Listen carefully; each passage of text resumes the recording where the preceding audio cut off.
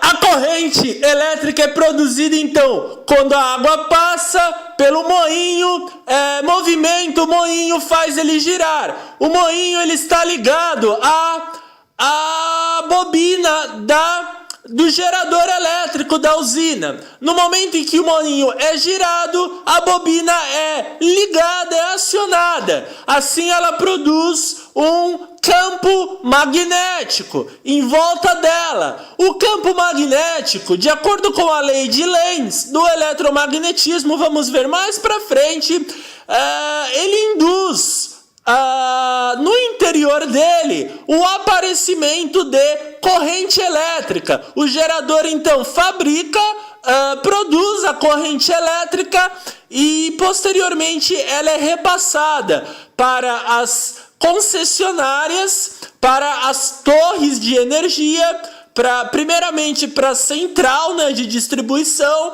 posteriormente para as concessionárias, para as torres de energia, e das torres de energia vai para as casas, indústrias, fábricas, etc., sempre no princípio de que a passagem da água dos rios, a correnteza, ela traz energia mecânica, movimenta o moinho aciona a bobina cria campo magnético, esse induz corrente elétrica no interior dele, no espaço que seria o centro do campo magnético, e a corrente elétrica dessa forma é produzida.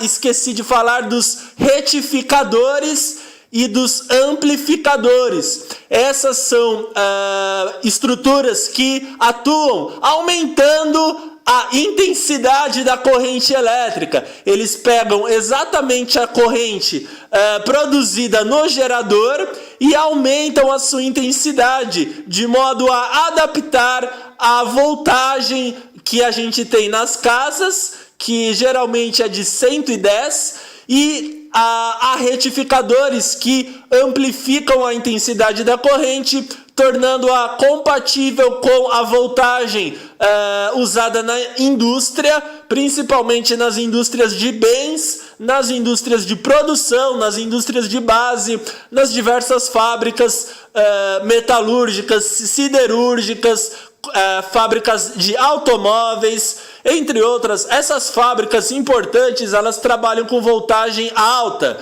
mais alta do que a de uma casa. A voltagem delas é da ordem de 220 volts.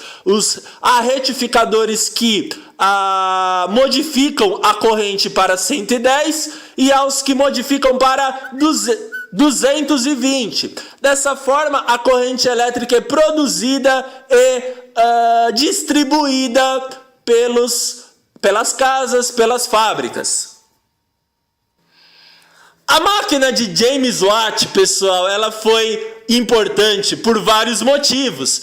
Principalmente por permitir o reuso da água que era aquecida, fervia, transformava-se em vapor, o vapor levantava o pistão, pressionava, empurrava o pistão, como se vê na figura. O vapor vinha, o vapor empurrava o pistão e posteriormente uma grande parte dele era capturado por esse compartimento inferior, onde tinha um dispositivo que Watt criou, chamava condensador. O condensador, ele estava a uma temperatura e energia térmica menores do que o vapor que chegava nele. Quando o vapor chegava, por ter temperatura e energia térmica maior, o vapor transferia essa energia para as paredes do condensador e resfriava. A partir do momento em que ele resfriava, ele perdia energia térmica e voltava a ser água líquida novamente.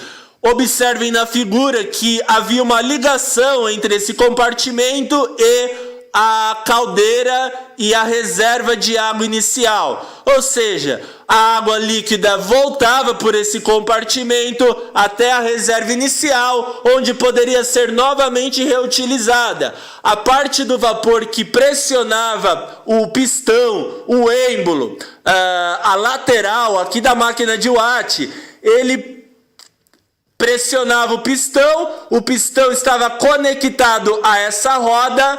A roda, ela substituiu agora aquele movimento de sobe e desce que tinha na máquina de Newcomen, foi introduzida a roda, o movimento de rotação na máquina de Watt. O movimento de rotação da roda fazia com que ela servisse para propulsão de cargas, para arraste, para empurrar materiais, para propulsão de tornos, para a produção de energia elétrica que abastecia a indústria e a fábrica.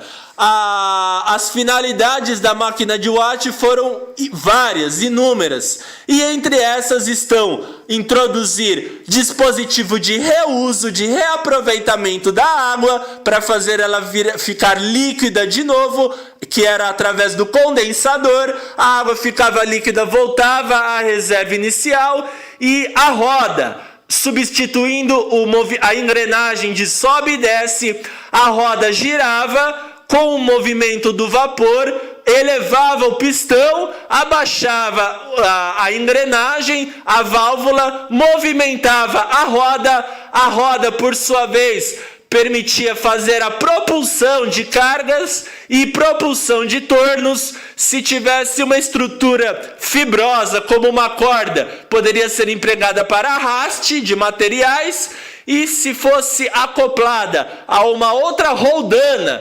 posterior, que fosse uma engrenagem giratória com um cabo de aço, poderia ser usada para empurrar materiais, trabalho no sentido de afastamento, né?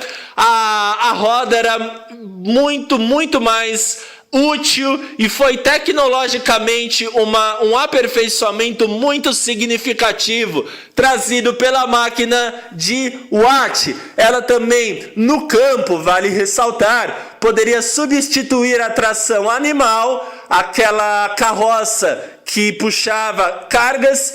O moinho no campo foi usado para exploração de subsolo, matérias-primas, procurar, inspecionar matérias-primas no subsolo, para adubos, para produção de energia, para coleta de água em poços. Na indústria foi usada para produção de energia elétrica, propulsão de cargas, empurrar cargas e materiais pesados, propulsão de tornos. E a energia foi usada para produção de energia elétrica, para produção de energia elétrica na indústria. A máquina de Watt, dessa forma, foi o estágio mais evolutivo, significativo dessa caminhada de desenvolvimento das máquinas térmicas, e ela era extremamente versátil, muito adaptada a várias finalidades, como a gente viu, e criou as condições para acontecer a primeira revolução industrial na Inglaterra no século XVIII.